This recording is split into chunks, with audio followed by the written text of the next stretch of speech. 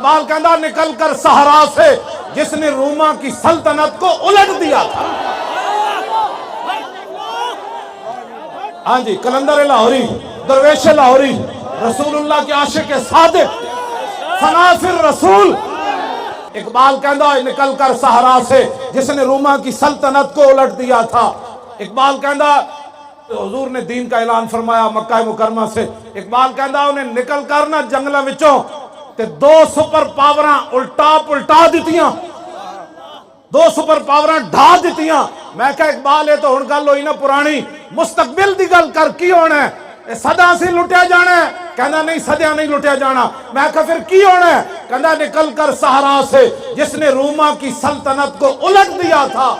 سنا ہے یہ قدسیوں سے میں نے کہ وہ شیر پھر ہوشیار ہوگا.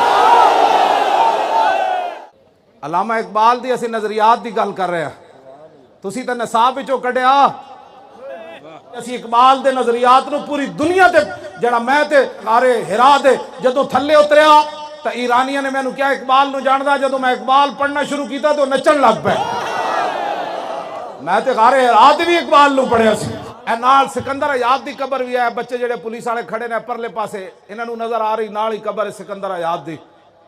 اے پرے نال ہی بالکل اے سکندر حیات تانوں پتہ ہی نہیں ہونا نال اتھے قبر سکندر حیات دی. ہاں جی، اے دوسری جنگ عظیم وچ نا یہ گیا اتھے مصر گیا، انگریزاں دا چمچا سی چونکہ اتھے گیا فوج بھرتی کر کے واپس آیا تے مولانا گلشیر صاحب تلگنگ ٹئی تقریر کر رہے سن.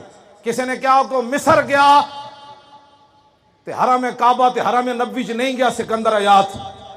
تے مولانا برجستہ تقریر کردیاں فرمایا حرم کو بندہ لات و منات کیا جانے، خدا کے گھر کو سکندر حیات کیا جانے. اے فرق ہے. اور پرن لیٹیا فاتح پڑھنے والا کوئی نہیں، اتھے جھک جھک کے سلامہ ہو رہی ہیں. میں کہا اقبال اور کی وجہ ہے؟ کہنے لگا تنوں پتہ نہیں کی محمد سے وفا تو نے تو ہم تیرے کی محمد سے یہ جہاں چیز ہے کیا بس حضور دے دین نال کھڑا ہونا ہے.